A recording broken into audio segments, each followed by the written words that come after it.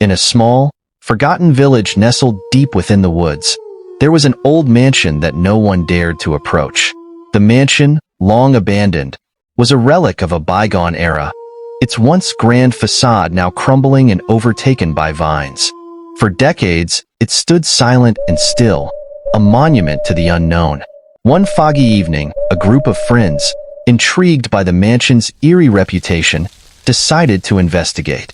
Among them were Lisa, the adventurous one; Mark, always skeptical; Sarah, who believed in the supernatural; and John, who just wanted to impress his friends.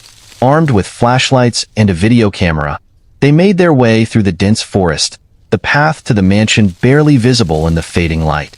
As they approached the mansion, a chill ran down Lisa's spine. "Do you feel that?" she whispered, her breath visible in the cold air.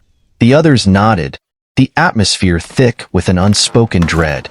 They stepped inside, the door creaking loudly, echoing through the empty halls. The air was stale, and the only sound was their footsteps on the dusty floor. Mark, always the rational one, scoffed. "It's just an old house," he said, but his voice lacked conviction. Suddenly, Sarah stopped.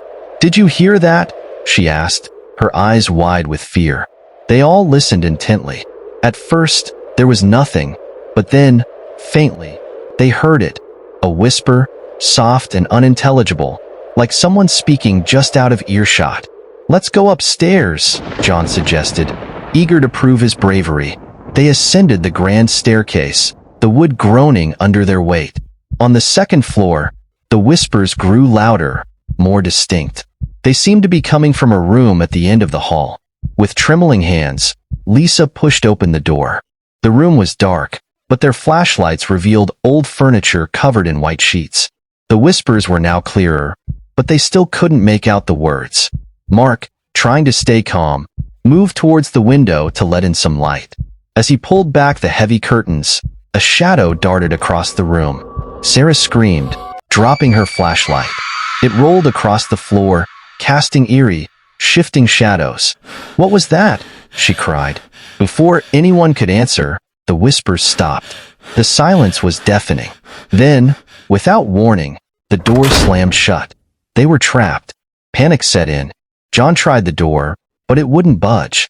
Lisa shone her flashlight around, her heart pounding. In the corner of the room, they saw it, a figure, cloaked in darkness, its eyes glowing with an unnatural light. "Who are you?" Mark demanded, his voice shaking. The figure didn't respond. Instead, it slowly raised a hand, pointing at them. The room grew colder, and the whispers returned, louder and more frantic. They could now understand the words, "Leave, now?" Terrified, they backed away, but the figure advanced, its presence overwhelming. Just as they thought they were doomed, the door burst open. They turned to see an old man, dressed in tattered clothes, standing in the doorway. "Get out, while you still can," he yelled. They didn't need to be told twice. They bolted from the room, down the stairs, and out of the mansion, not stopping until they were back in the safety of the village. The old man was nowhere to be seen. Breathless and shaken, they vowed never to return.